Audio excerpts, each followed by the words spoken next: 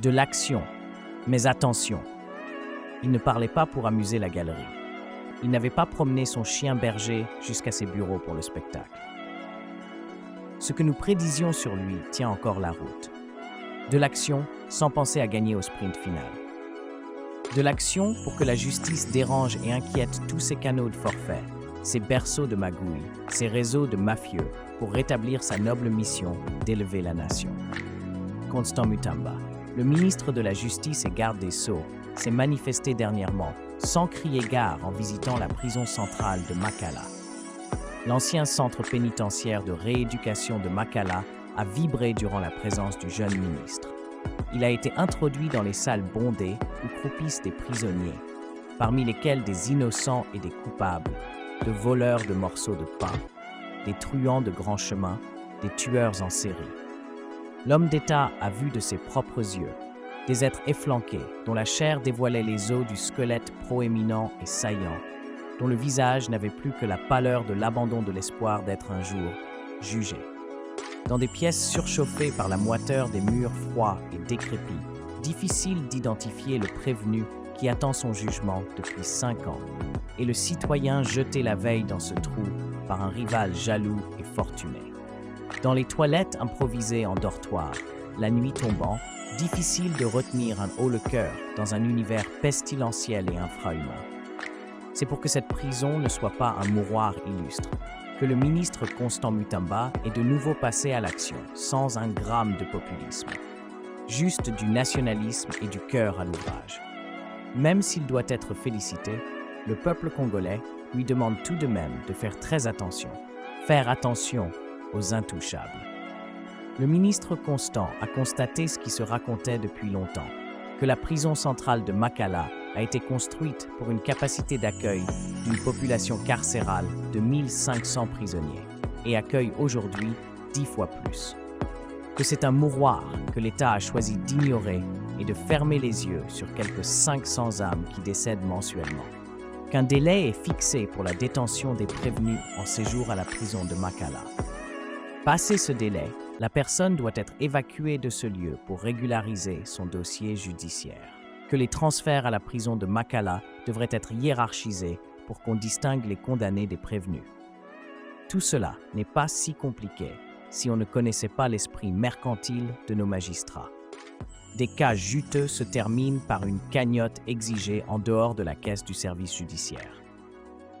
Pour ceux des accusés sans ressources, ils sont acheminés séance tenante vers la prison de Makala, même s'ils ont raison.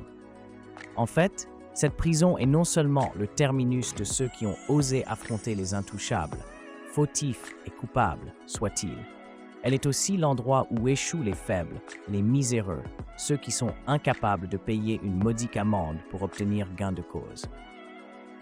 La prison centrale de Makala regorge aussi des victimes des règlements de compte par les plus puissants sur les plus déshérités. Les cas nombreux des extorsions des titres de propriété ne se comptent pas dans les parquets. Des dossiers sulfureux d'escroquerie dans le commerce ou dans les affaires, d'un fils de l'ancien ministre ou de l'ancien procureur, de l'ancien sénateur à vie, tout cela finit à Makala, un véritable déversoir des déchets humains que les magistrats véreux envoient sans état d'âme pour satisfaire leurs poches et leurs clients. Maintenant que le ministre a enclenché une batterie de mesures de rééquilibrage de la population carcérale dans ce lieu controversé, recevant 15 000 personnes au lieu de 1500, que pensons-nous de ces actions programmées? La première action déjà en vigueur est la libération de 421 prisonniers qui répondaient à des critères de libération fixés par une commission du ministère de la Justice. On ne peut que dire bravo, car en amont, l'action avait été précédée d'une réflexion mûrie devant le danger d'un délestage dangereux des détenus. La deuxième action de désengorger la prison centrale de Makala est de planifier hebdomadairement 400 prisonniers à libérer pour arriver à réduire progressivement cette population de moitié, avant d'amorcer de nouvelles mesures. Le ministre Constant Mutamba a précisé le bien-fondé de cette action pour certains détenus remplissant des conditions d'éligibilité pour être libérés. Dans la foulée, plusieurs cas des gens au statut de prévenus qui ont déjà dépassé le délai prescrit pour être détenus et qui, paradoxalement, attendent un jugement qui ne vient pas depuis des années. Des cas des personnes malades ou maladives et dont la prise en charge ne peut pas se faire dans la prison, sans oublier les enfants mineurs, souvent victimes de leur naïveté et de l'ignorance du système qui les avale. Dans cette prison archi-comble, des détenus qui ont déjà purgé une grande partie de leur peine et se retrouvent toujours non jugés. À eux donc s'adresse ce critère d'être éligible pour une libération dont le ministre seul a le pouvoir d'exécution. Le ministre Constant Mutamba a du pain sur la planche, et cela pour des raisons assez simples et compliquées à la fois.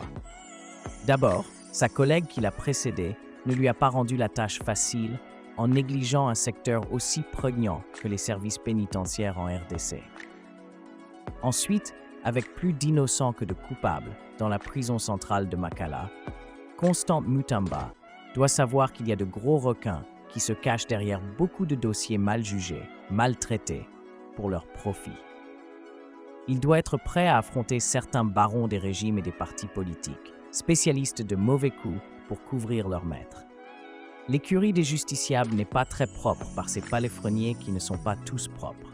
Huissiers, juges, magistrats, avocats et procureurs ne marchent pas toujours main dans la main.